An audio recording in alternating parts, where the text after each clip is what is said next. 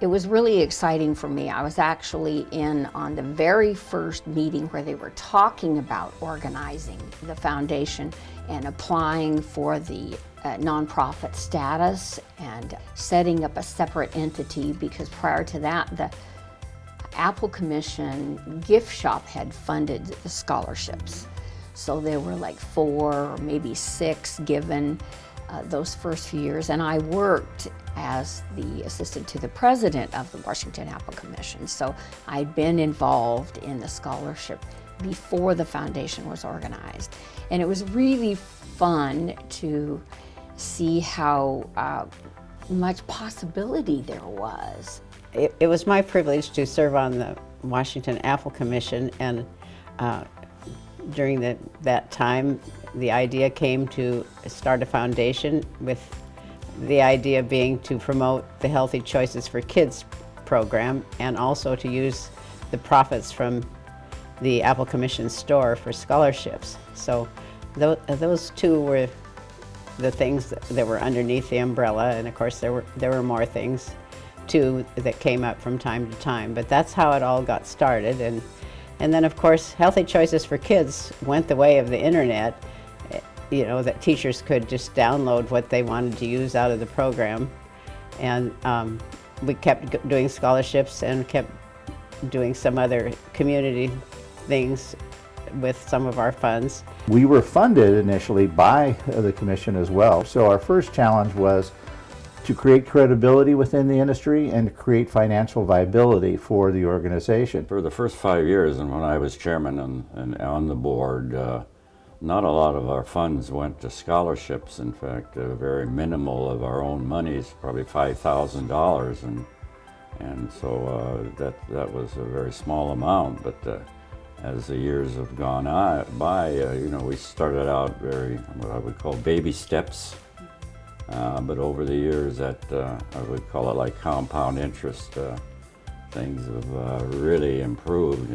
We were trying to create an organization that would show the public some of the good works of the industry. The tree fruit industry had a number of challenges back in the late 1980s, 90s. The LR situation, immigration reform, other major issues. Food safety was on the horizon. So there are a number of public policy issues that were threatening the industry or had threatened the industry. And we were looking for a vehicle to show the good side of the industry, and WAEF had been set up by the Washington Apple Commission to help with nutrition, and so we kind of changed the direction of the foundation a little bit to be more outward in terms of scholarships and other things. Been involved in a lot of different produce industries, and I've always considered the tree fruit industry to be one of the more sophisticated industries. So it didn't surprise me to see that when they wanted to do a foundation, they really designed it so that a lot of other commodities that sponsor scholarships, you have to be coming back to the industry. That's a mandate, and I think it was great vision on the part of the founders to not put that requirement on there, and really, you know, that we really are trying to benefit the young people, and that will ultimately benefit the communities that they live in. And so that was a great premises there. When I came on the board, it was still, you know, relatively young, had just kind of let itself go from the Apple Commission with, you know, fear of like, how are we going to survive and how's this going to go?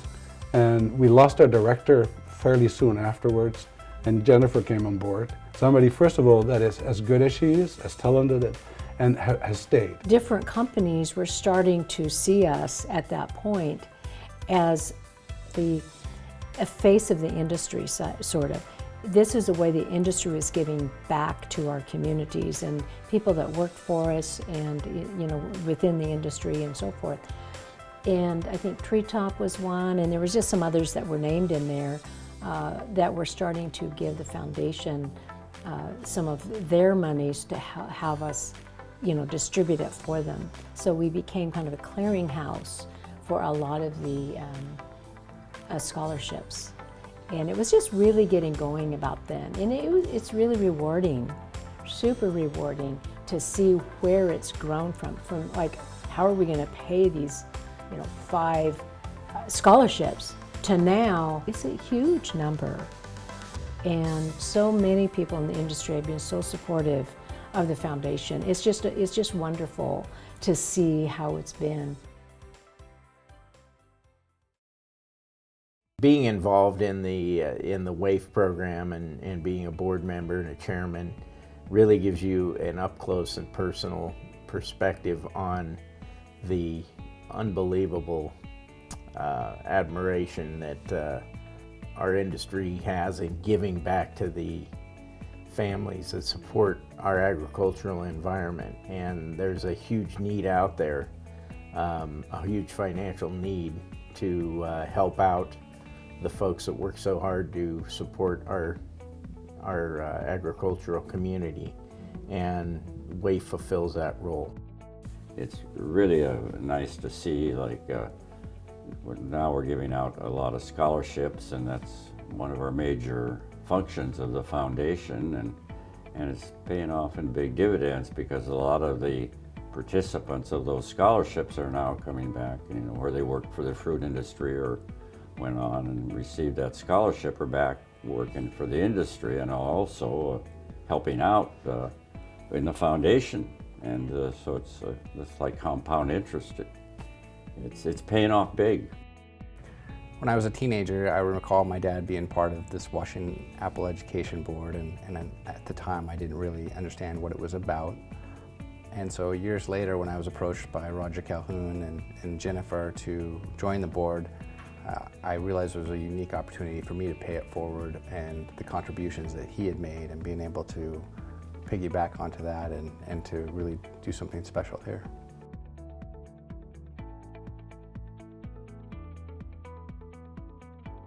I think if you asked any member of the original board, they would tell you they had great hopes, for the foundation, and they thought it would be successful. I don't believe a single one of us would have realized how big the foundation would become, and the extent of the good works, that it does. When we hit $800,000 in scholarships just a few years back, and I said at one of the board meetings, guys, we're going to hit $1 million. And everybody kind of grinned like they'd all been thinking the same thing, but it just kind of hit me all of a sudden. And now we're at 1.1, and we've helped over 2,000 students receive assistance in some way for their college, their vocational training, whatever they chose to do. That's been most exciting for me. When we first mentioned that we would have that as a goal, I kept thinking, oh, well, we'll never make that. But then I just remembered the celebration we had at up at Central, and we had, announced that we had reached the $1 million goal. So I realized how extensive our help is to our students that are in agriculture, and what an impact we have on them. I think that we owe a lot to Jennifer Witherby and some of the other directors of the past, and we owe a lot to the board members who are active in trying to build up support for Apple Education Foundation. I feel like it was kind of an intimate, an opportunity for me to kind of help build more and more interest in the organization, and have it grow to what is now, more than $1 million a year being given out to kids. I was a scholarship recipient of the Washington Apple Education Foundation, and they really helped me get through college, and I'll never forget that. And that's when I came back into the industry, it was really important to me to give back my time, and now financially to be able to help support Washington Apple Education Foundation, and now become a board member and past chairman. And so it's just fun to be able to see new students coming in and realizing that was just me a few years ago, and the impact that we can have on students. Well, I think it makes you more and more proud to see the number of people supporting WAEF. the number of restricted scholarships available from the different companies that support WAEF. It's amazing. I've got to think that it's more supported by industry than lots of other kinds of organizations. You know, you get thank you notes from time to time from students who are receiving a scholarship, because I've also had other scholarship opportunities, and just, you know, hearing their gratitude and then following their careers. That's just been so gratifying. It's not a one and done type of organization. It's not like, you know, a check is cut and okay, we're moving forward, that's it.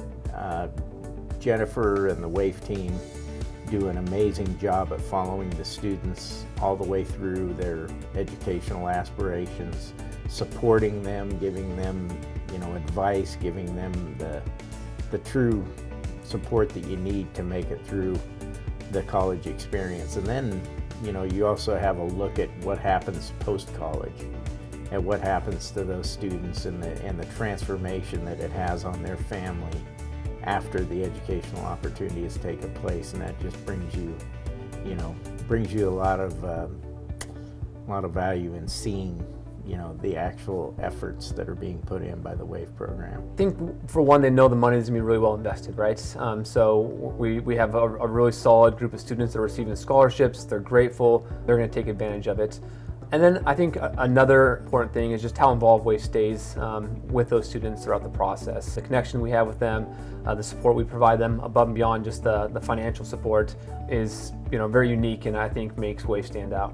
It's a very addictive process, because the more time that you spend getting to know the students that we're helping, what they've overcome, how high quality they are, and how much work ethic they have. Once you hear those stories and see the benefits that we're delivering, you just want to do more and more. And yeah, I haven't really found an organization that you know, I think generated as much passion for me over that period. Well, I think it's been very gratifying. The industry's always been generous, members of the industry. It's just that a lot of the leaders of the industry, or the people who donate money, tended to do it privately or without too much fanfare. And the foundation has created a vehicle that the public can be more aware of the generosity of the industry and the good work it does. And it goes beyond scholarships. It's, you know, the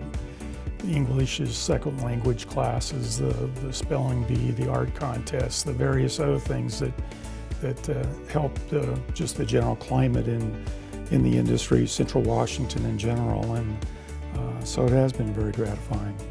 The industry pulling together the way it has, especially around this organization, and sticking to it, you know, thick or thin, continuing to grow, you know, investing in a great executive director. Tremendous board support.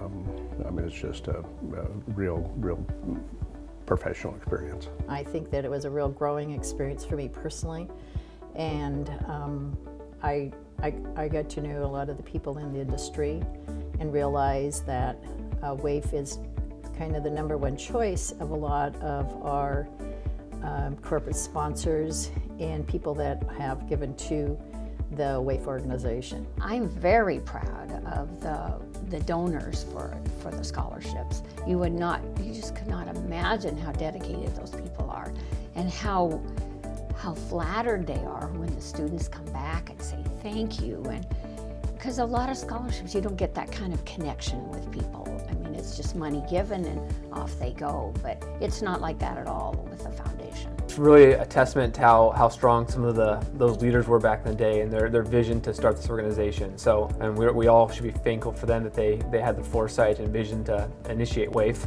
And then I think, you know, looking back, we have a lot to be proud of. I think the people that sat in the room to get to, you know, $1 million in donations year on year, I don't know if they knew that was a trajectory. So through the board members over the years, through the leadership of WAEF, you know, it's amazing how far they've come over that period.